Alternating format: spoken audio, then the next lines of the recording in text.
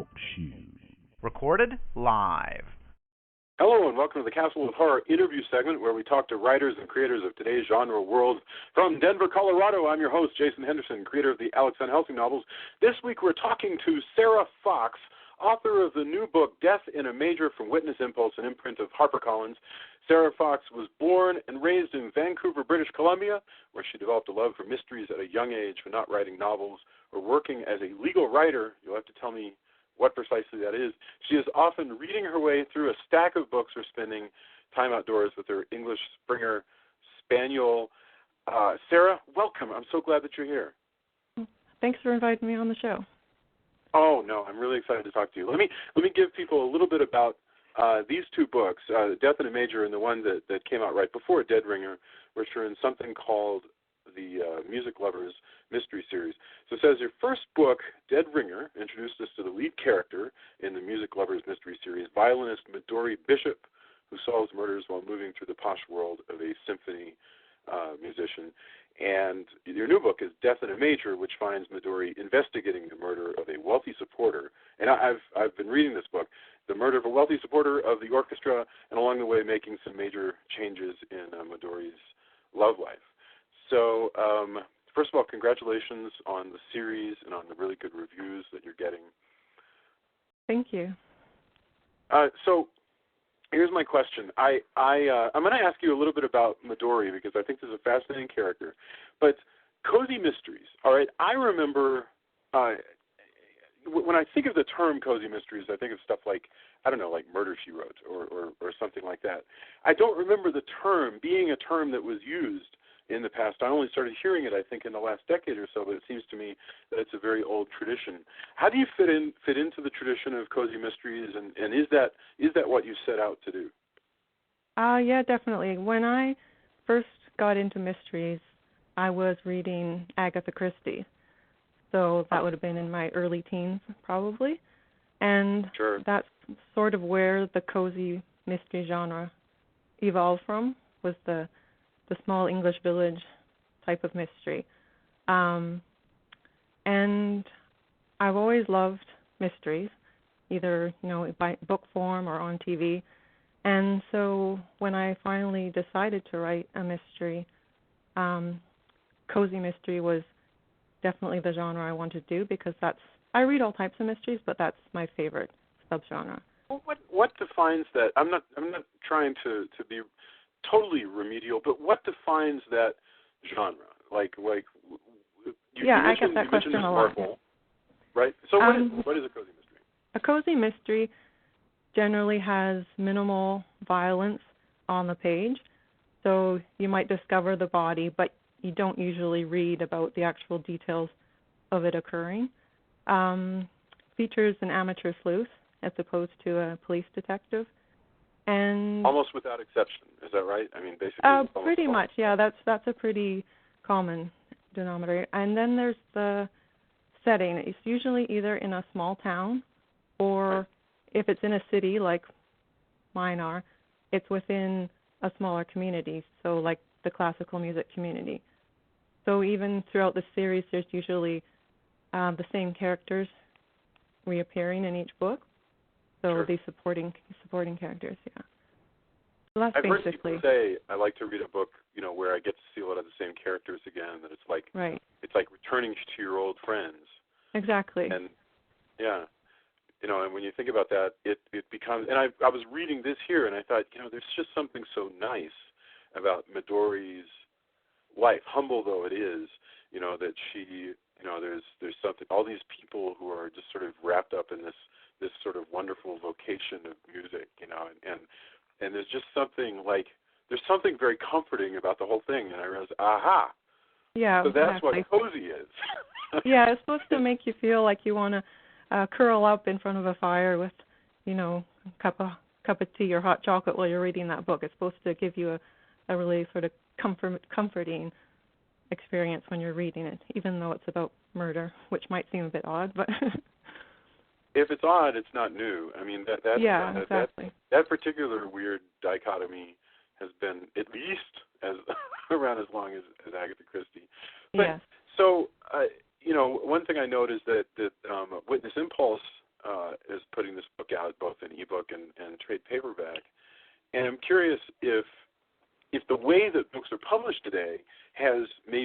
opened up new opportunities for cozies, or has anything changed from the day when you were grabbing Agatha Christie novels as a young person?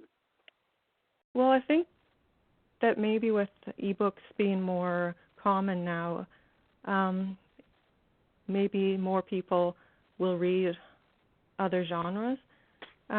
What I find, even for myself, if I'm on my Kindle, if I want to try out new authors, sometimes that's an easy way to go, because the ebooks are not always, but they're often less expensive, and so it's just easier to sort of sample, especially when you can get a free sample, to try different authors or different genres. And certain people prefer to read on the e-reader as opposed to paperback, and some prefer paperbacks, but then there's something for everyone, basically. It's funny. I think maybe the fact that paperbacks have gotten, I think, expensive compared to where they were in the 50s or 60s. I mean, I think they've surpassed inflation as far as how expensive a paperback is today. Yeah. So to some extent, it feels to me as though an ebook now is the equivalent of a pocket novel. But that's probably true. Yeah. It's I'm going to pick this up and I'm going to read it on the train, and so do you hear from readers who who are different from I'm curious what you thought your model audience was, and whether your readers actually match up to those exactly, or whether you've had any changes in expectation. I'm not entirely sure yet. I've only had the 2 books out now, so it's still a bit of a Dead Ringers just came out like in the summer, didn't it? In June, yeah. So it hasn't been all that long yet for me. So, yeah, that's basically still an ongoing thing for me. So do you read the reviews that turn up online? I was reading reviews early on, but now I usually get a friend to tell me about them, so I don't obsess over things. Better to focus on writing the next book. That's probably wise. I mean, just because I'm sure it's very frustrating to read stuff that you disagree with, or the one that I had an author on, and she was like, the most frustrating thing is when somebody just gets something plumb wrong. They'll say, this character really bugged me because because I can't stand sorority girls, and you go, there's nothing in this book about that. I don't understand what's going on, and you want to engage that reader in a debate, and unfortunately that's against the rules. You're not to engage. No. So, I did look at some of your comments on Amazon, and they were all looking really great. I mean, people. Okay, that's good. Enjoying it, but so I thought it was fascinating reading through this character, Midori Bishop, who is a violinist. You write these books in first person. Yeah. And so we're inside of her head. She's moving through an extraordinarily posh society, giant houses, concert halls, very rich people. But she lives a very sort of Spartan life. She uses the public library. She rides the bus. She walks most places. She's constantly thinking about cash. I mean, her lack of money is. I think you've created a very saintly character where she has a lack of money. She doesn't. She's not angry about it, but she's just very, very aware of it. But is that, what made you decide I'm going to create this character who is moving through vast wealth but is very humble means? I think it just seemed natural to me. For living in Vancouver at this point in time is very expensive. Real estate prices are insane.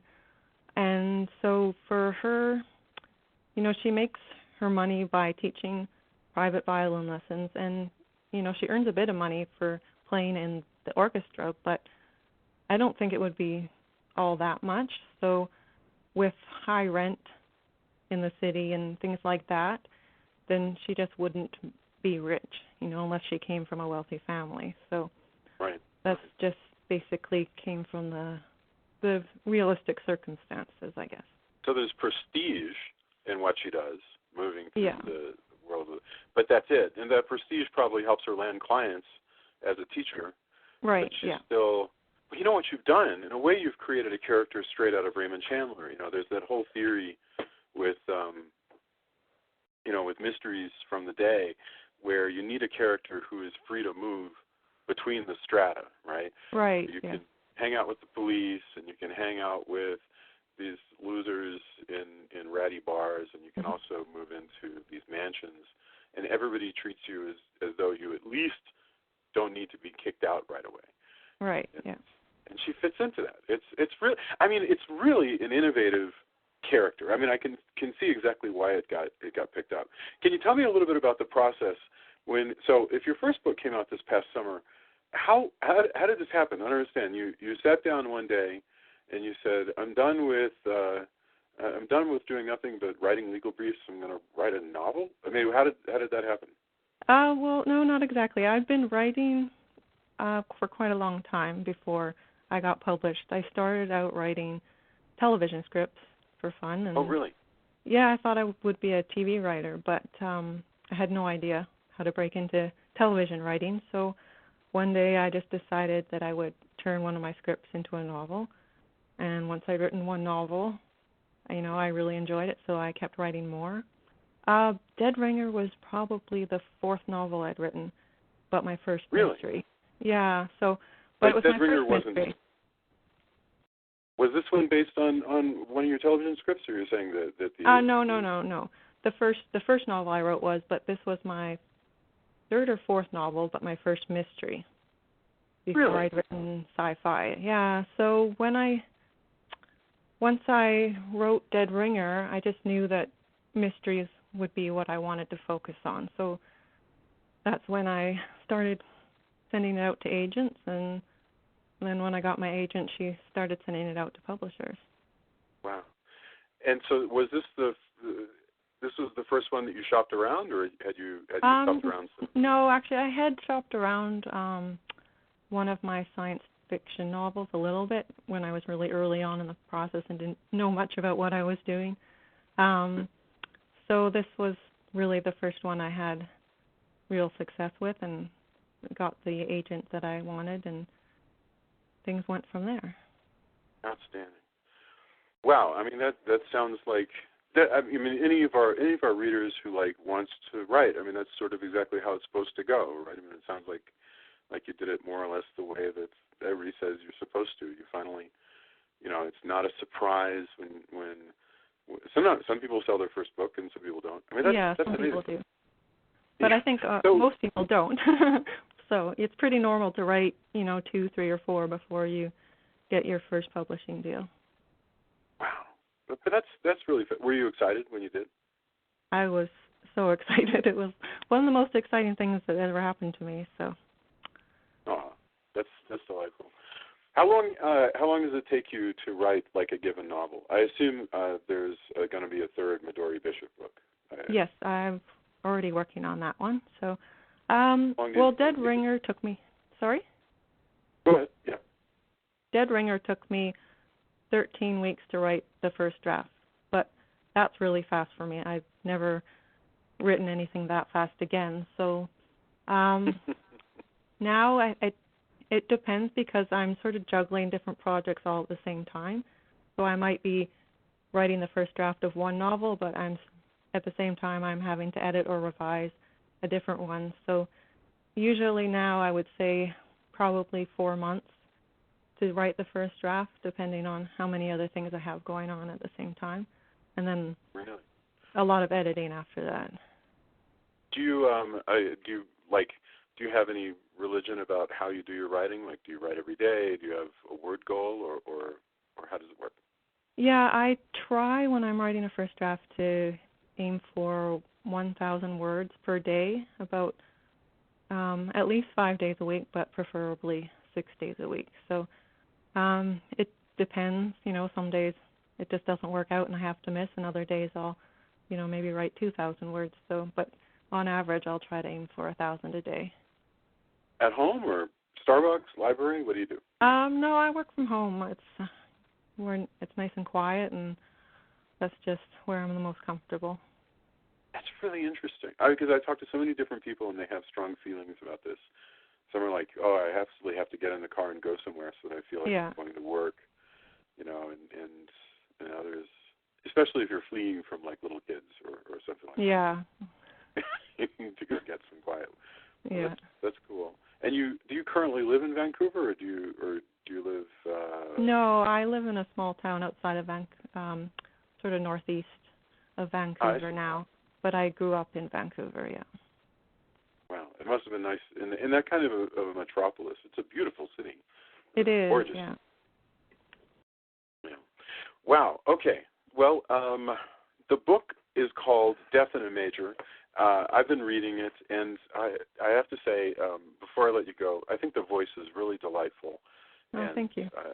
I very much, because she feels very real. She feels like a real person, and she has vulnerability and cleverness and imperfections, and I'm very much enjoying this. So, Death in a Major is just out from Witness Impulse. You can get it on EBook. You can get it in a couple of weeks in trade paperback. Sarah Fox, thank you so much for spending time with us, and I hope that I get a chance to talk to you again and see how your many, many successes go. Thank you. Great. Thank you so much.